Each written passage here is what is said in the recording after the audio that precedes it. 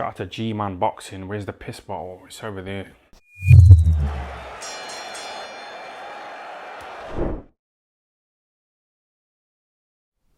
Malik Scott, the new trainer of Deontay Wilder and former opponent, has given a say on Instagram about the skill set he believes Deontay Wilder has. And to say he is overestimating is an understatement. He has stated, and I quote, and we stated amongst other things, but this is one we're going to focus on, that Deontay Wilder is 10 times more skilled than Muhammad Ali ever was. He also uses Muhammad Ali and says he would have went through more things. We won't get into that.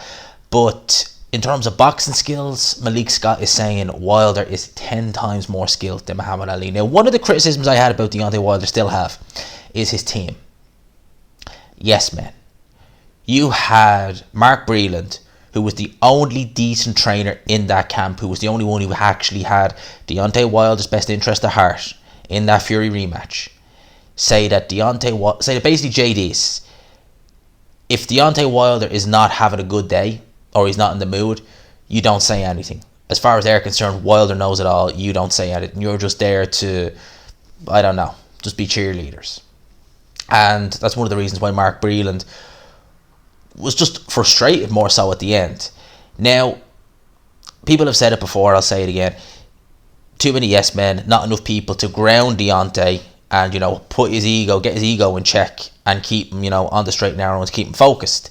Instead, you have guys like JD's, and now you have Malik Scott coming out with stuff like this. I mean, obviously, Deontay Wilder is a good fighter.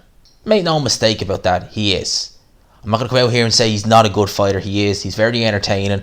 He is one of the hardest punchers the heavyweight division has ever seen. Period and apparent. But to say he's 10 times more, come on. Deontay Wilder, by his own admission, has stated that his opponent needs to be perfect for 36 minutes. He needs to be perfect for 3 seconds. Wilder has been outboxed in his career by guys like Gerald Washington, Arthur Spilka in parts, Tyson Fury. He's been beaten convincingly. Muhammad Ali, when would you say he was beaten convincingly? By Larry Holmes and by Trevor Berbick, when he should never have been in those fights at all. But the Frazier fight, that was competitive. The Norton fight, competitive. The Spinks fight, he avenged straight away. Muhammad Ali, even near the end of his career, was still putting on great performances. Muhammad Ali was so fast on his feet, was a good outside boxer, good movement. The closest thing you would get to Ali, and not completely in terms of stylistically, would be Usyk. Not completely stylistic. I mean, Muhammad Ali did have a bit of dog in him. People say he was feather-fisted. He wasn't feather-fisted. He wasn't the biggest puncher in the heavyweight division, but he definitely had respectable power. Look at the Oscar Bonavidev knockout. I always get his name wrong. Zora Foley, Cleveland Williams. They were decent knockouts. Cleveland Williams never had a great chin, but you look at the skill that was on set in that fight, the reflexes, the balance, everything that Deontay Wilder doesn't do. Deontay Wilder has extremely poor balance. Right, he does. His balance can be a bit like, you can offset Wilder's balance real easy. He can look. Wilder is effective with what he does. He's clunky, he's awkward, but he is effective. He has a very good skill in landing the right hand, and it is a skill. It is, because it's not. Some people say that Wilder, it's a lucky punch when he lands the right hand. It's not a lucky punch. He's timing you.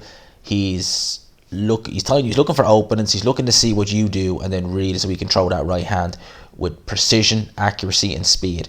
So that right hand, it's not a lucky punch. But again, if you want to say he's 10 times more skilled than Ali, hell no. And this is the problem I have with Team Wilder, is that Wilder really needs someone to go in there and just tell him out straight, this is what. Now, he won't let someone do that because his ego won't let him. But he needs someone to go in there and tell him out straight, this is what it is, this is how you do it, this is where you went wrong, accept it. But instead, he has people saying, oh, it was the spiked water. Oh, he had loaded gloves. Oh, remember, you had to get an autopsy after the fight, You died and came back to life, you got an autopsy, well done, clap, clap. I think you're the first guy in the history of the world to do that. you know. And now you've got people like Malik Scott, someone who lost to Deontay Wilder, saying he's 10 times more skilled than Muhammad Ali. This is what you don't need. Wilder really, if you want to give himself the best shot against Tyson Fury in the rematch, or the trilogy fight I should say, need to have someone there who's going to say, right, this is what you did wrong. Never mind what they're saying about these excuses. This is fundamentally what you did wrong. Now, how are we going to address that? How are we going to fix that? We're not going to turn around and say, oh, it was the suit. Oh, it was the gloves. Oh, you're 10 times more skilled than Muhammad Ali ever was. I mean, that's just what you do not need. You know, I was hoping for Deontay Wilder last year when he was saying, you know, he'd reached out to George Foreman. George Foreman as a trainer, he'd never really done much as a trainer, George Foreman, to be fair. I know he'd done a little bit of work with one of his sons. But George Foreman wouldn't have been the kind of guy who would have just pampered and just been like, oh yeah, it was this. George Foreman would have given him some truths. You know, we said that about Anthony Joshua as well.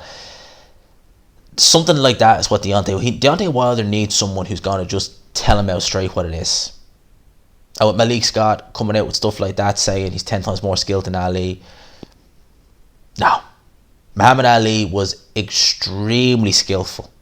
Muhammad Ali, even in today's heavyweight division, where they're huge, you would still give him a very good shot against some of these guys. I know people look at the 70s and the 80s and 90s to an extent with rose-tinted specs on, and they say, oh, you know, these guys would walk through the heavyweights today. No, they wouldn't. But Muhammad Ali is a job for any heavyweight from any era. From his style, from his skills. He brings a different skill set. You know? So, silly what Malik Scott has said, but look, should we be surprised anymore? You know, every time I do a Wilder video, you always get some Wilder fanboys just saying, oh, he is more skilled and this, that and the other. It's just, yeah,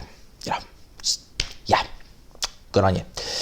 But, yeah, that's my thoughts on this. Obviously, we know Muhammad Ali is incredibly skillful, one of the most skillful heavyweights of all time. In my opinion, would I say he's the greatest heavyweight of all time? It's subjective. It's definitely subjective, but he is one of my favourite fighters. He was the kind of guy who got me into boxing. Subjective, you want to say he was the greatest because you got to look at other guys from other eras and look and just, you know, say this, that and the other is subjective, but Muhammad Ali, certainly one of my favourites. Let me know in the comment section what you thought of Malik Scott's statement about Wilder being 10 times. Do you agree with that? I'd love to know if you do, and I'd love to know in the comment section why. I certainly don't, but everyone's got their own opinion at the end of the day. Let me know in the comment section what you think. If you could, lads and lasses, leave a like. I really do appreciate that. It really does help the channel out. Subscribe, of course, if you haven't already. #GMansRocks, all that good stuff, lads and lasses. For now, I'll talk to you. Peace.